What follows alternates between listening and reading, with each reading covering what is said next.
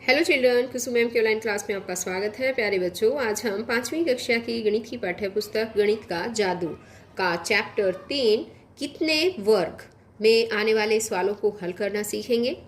और इसी चैप्टर पर ये हमारी लास्ट वीडियो है। इससे पहले भी मैंने 2-3 वीडियो और बना रखी है। अगर आपने वो नहीं देखी है तो मेरे चैनल ऑनलाइन स्टडी हब की प्लेलिस्ट में जाकर उन वीडियोस को देख सकते हैं और सवालों को हल करना सीख सकते हैं।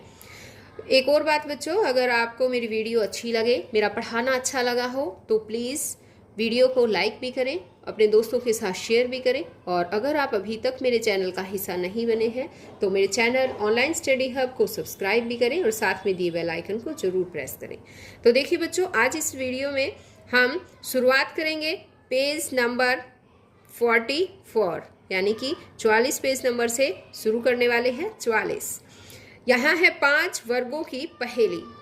यहाँ देखिए, पृष्ठ 45 पर दिए गए वर्गांकित कागज के एक वर्ग की एक भुजा मापो।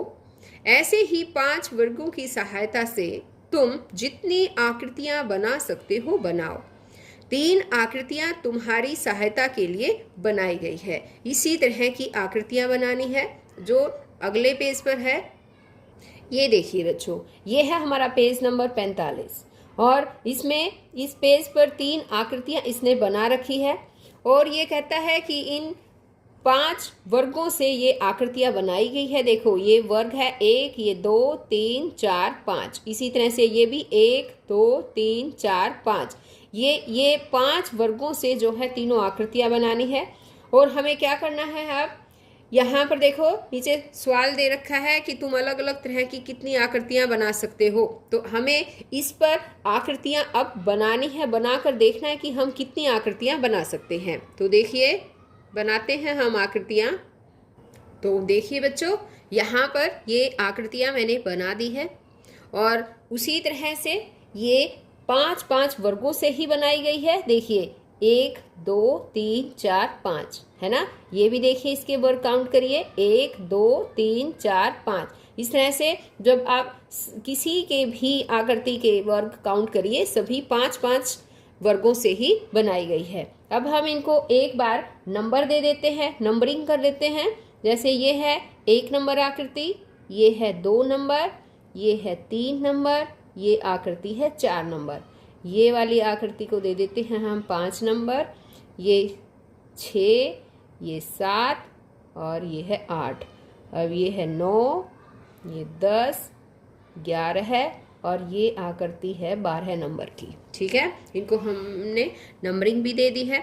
अब इसने कहा है कि तुम अलग अलग तरह की कितनी आकृतियां बना सकते हो। तो हमने कितनी आकृतियां बनाई? हमने 12 आकृतियां बना दी है। वैसे हम 12 से और भी आकृतियां, 1-2 और फालतू आकृतियां भी इसमें बनाई जा सकती हैं। हमने यहाँ पर सिर्फ 12 आकृतियां ही बनाई है।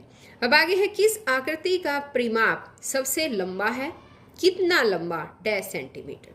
तो अब हमें परिमाप बताना है बच्चों कि किस आकृति का सबसे लंबा परिमाप है। और परिमाप क्या होता है, मैंने पहले भी और वीडियो भी बनाई है, उसमें परिमाप के बारे में बताया भी है कि परिमाप जो है वो बाहर की इसकी जो बाउंड्री होती है उसकी लंबाई होती है परिमाप। यानी कि बाहर से, अब जैसे कि ये वाली है आकृति, 2 नंबर आकृति को हम ले लेते हैं। इसका परिमाप अगर हम देखें तो यहाँ पर ये 1-1 सेंटीमीटर के हैं।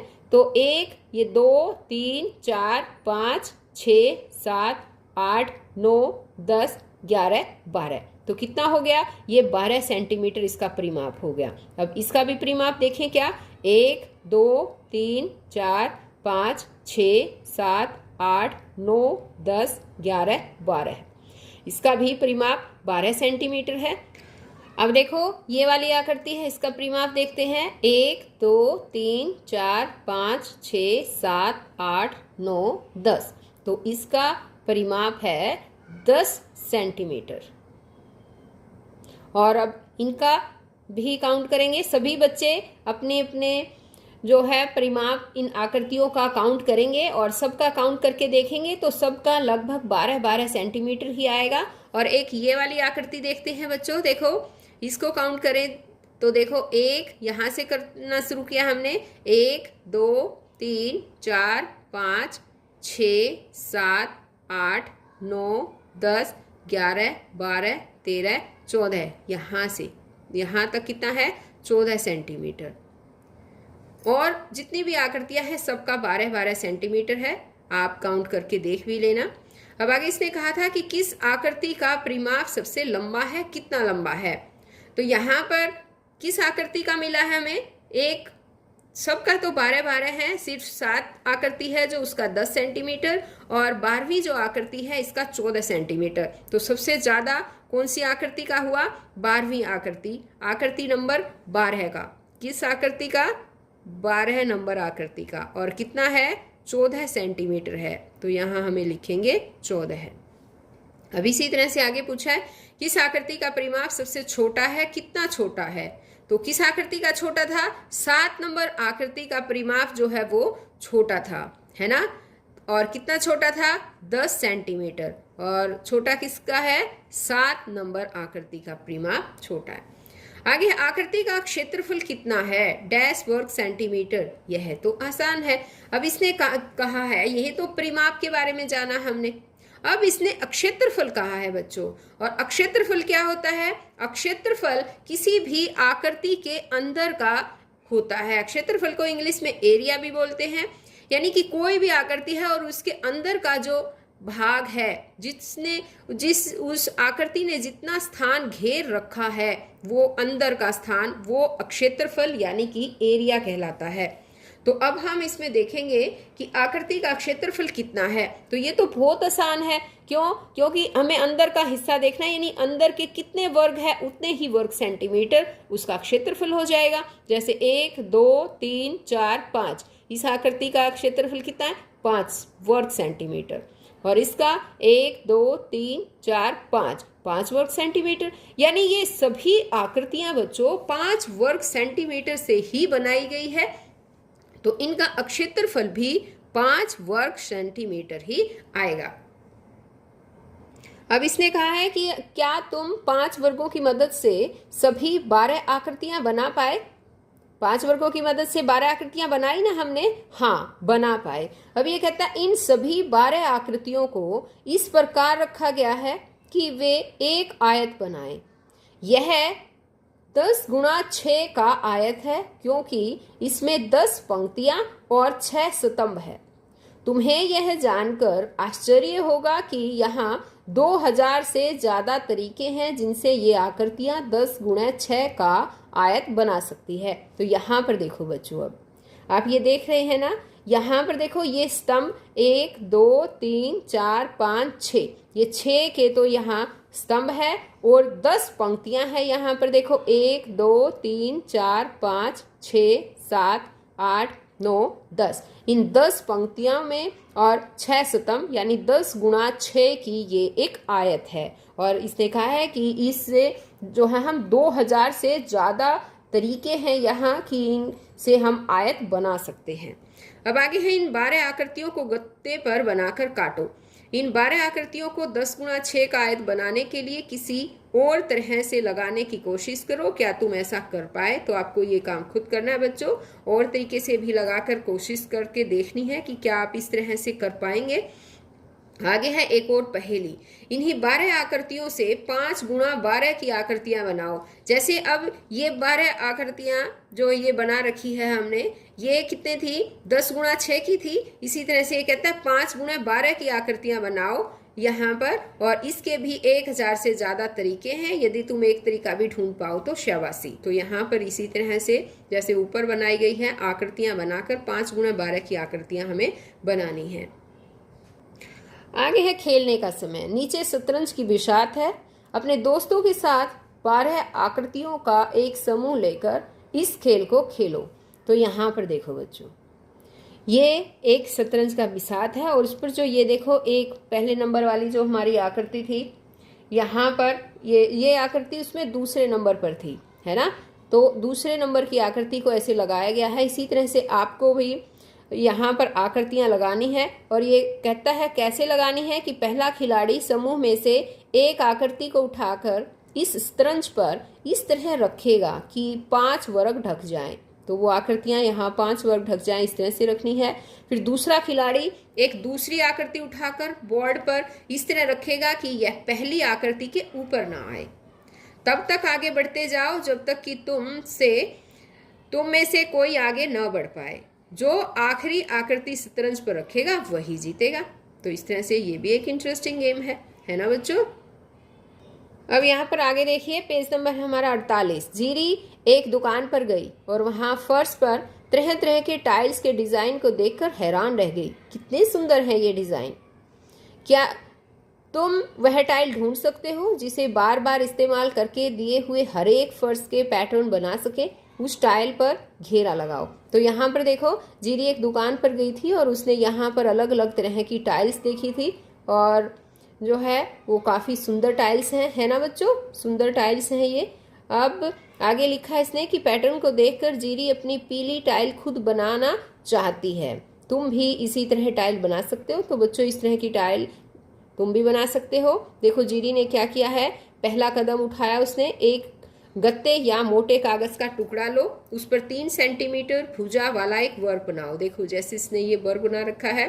दूसरा कदम, दूसरा क्या काम किया इसने कि इस वर्ग के किसी भी भुजा पर एक त्रिभुज बनाओ। यहाँ पर देखो एक त्रिभुज बना दिया है। तीसरा कदम है कि उस माप का एक त्रिभुज वर्ग की एक अन्य भुजा पर बनाओ, लेकिन इस बार इसे वर्ग के अंदर की तरफ बनाओ। यहाँ पर देखो अब जैसे अंदर की तरफ त्रिभुज बना रखा है। अब चौथा कदम ये है कि इस आकृति को गत्ते से काट लो। तुम्हारी टाइल तैयार है। अब यहाँ पर देखो बच्चों, इसने अब इसको जब खोला इसने तो इस तरह से ये आकृति बन गई है और इस तरह से इस गत्ते को काट लिया गया है और ये आकृति तैयार हो जाएगी। अब आगे इसने कहा है कि इसका अक्षेत्रफल कितना है। तो अक्षेत्रफल जब हम देखेंगे बच्चों तो ये 3-3 सेंटीमीटर की भुजा ली थी उसने, तो इसका अक्षेत्रफल होगा 3 × 3 = 9 वर्ग सेंटीमीटर। कैसे आया पता है? देखो इसने 3 सेंटीमीटर भुजा का एक वर्ग बनाया था, है ना, और 3 सेंटीमीटर भुजा, तो अक्षेत्रफल जब हम निकालते हैं तो वो होता है भुजा गुणा भुजा। तो 3 सेंटीमीटर 3 × 3, 3 तिया 9, 9 वर्ग सेंटीमीटर जो है हमारी यहाँ इसका अक्षेत्रफल आ जाएगा जो टाइल जीरी ने बनाई है। और ये देखो इस तरह की शेप की टाइल जो है वो जीरी ने बनाई है। अब आगे है कि अपनी टाइल का उपयोग करते हुए एक पैटर्न बनाओ।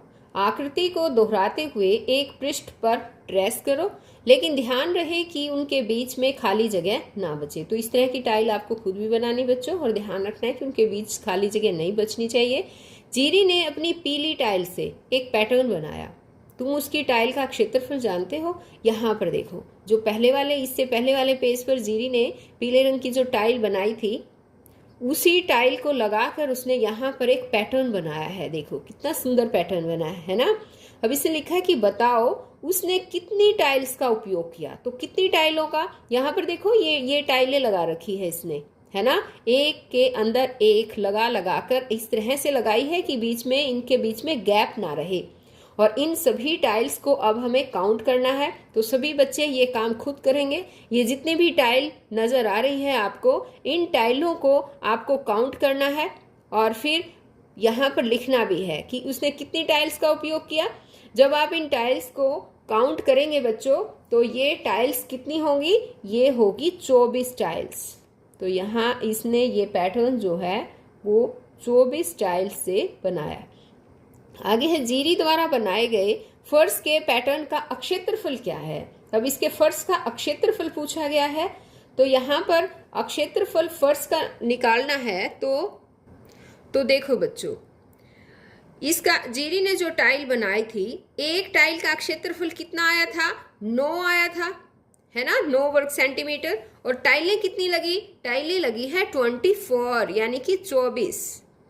तो हम क्या करेंगे, 9 × 24 इनको हम गुणा कर देंगे और कितना आ जाएगा, 24 निमा कितना होता है, 216। 216 वर्ग सेंटीमीटर जो है वो फर्श का के पैटर्न का क्षेत्रफल हो जाएगा। अब आगे है अभ्यास का समय। जीरी ने कुछ और टाइल बनाने की कोशिश की। उसने 2 सेंटीमीटर भुजा वाले वर्ग को लेकर नीचे दिखाई गई आकृतियां बनाई। इन्हें ध्यान से देखो और पता लगाओ। तो यहाँ पर देखो कुछ और भी टाइलें बनाई गई है ना।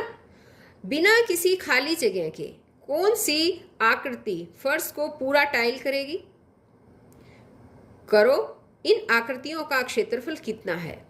तो यहाँ पर देखो बच्चों, जितनी भी ये आकृतियां दे रखी है, ये कहता है कि किसी इनके बीच में जगह भी नहीं रहनी चाहिए और फर्श पर पूरी टाइल अच्छी तरह से आ जानी चाहिए। तो कौन सी आकृति है? आकृतियां 4 दे रखी है, A, B, C और D।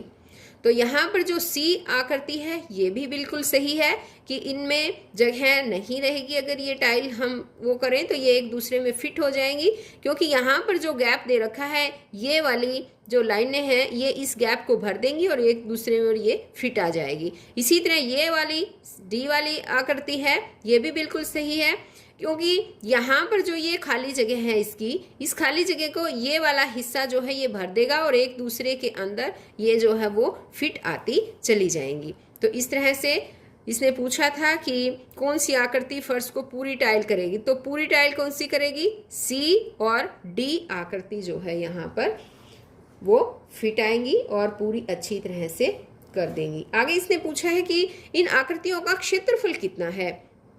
तो यहाँ पर इसने 2 सेंटीमीटर भुजा वाले वर्ग लिए थे, 2 सेंटीमीटर, यानी कि ये 2 सेंटीमीटर का है। ये देखो 2 सेंटीमीटर भुजा का वर्ग लिया और 2 सेंटीमीटर इस तरह से। तो इनका क्षेत्रफल हमेशा अंदर का ही एरिया जो होता है, अंदर का जो हिस्सा है वो क्षेत्रफल होता है। तो कितना है? ये 1, ये 2, ये 3, ये 4, यानी कि इसका क्षेत्रफल कितना हुआ? क्षेत्रफल हुआ इसका 4 वर्ग सेंटीमीटर। इसी तरह से इस आकृति का भी अगर हम देखें यहाँ पर, तो ये 4 वर्ग सेंटीमीटर ही इसका भी क्षेत्रफल होगा। आगे इन आकृतियों से टाइल करके अपनी कॉपी में अलग अलग डिज़ाइन बनाओ। ये काम आपको खुद करना है बच्चों, इसी तरह के डिज़ाइन आपको खुद भी बनाने हैं। अब एक वर्ग में से तुम अपनी नई नई टाइल्स बनाओ। क्या यह त्रिभुज के साथ भी, आगे यहाँ पर दे नहीं रखा, यहाँ आना चाहिए था कि त्रिभुज के साथ भी किया जा सकता है, यहाँ पर ऐसा लिखा होना चाहिए था।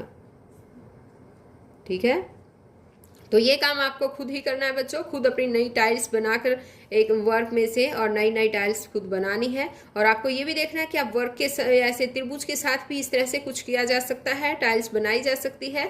तो हाँ, वैसे बनाई जा सकती है, आपको ये खुद करके देखना है बच्चों। तो आज इस वीडियो में केवल इतना ही। नेक्स्ट वीडियो में हम और नया जो चैप्टर है वो लेकर आएंगे। तो बच्चों फिर मिलते हैं हम एक नई वीडियो में, तब तक के लिए बाय बच्चों।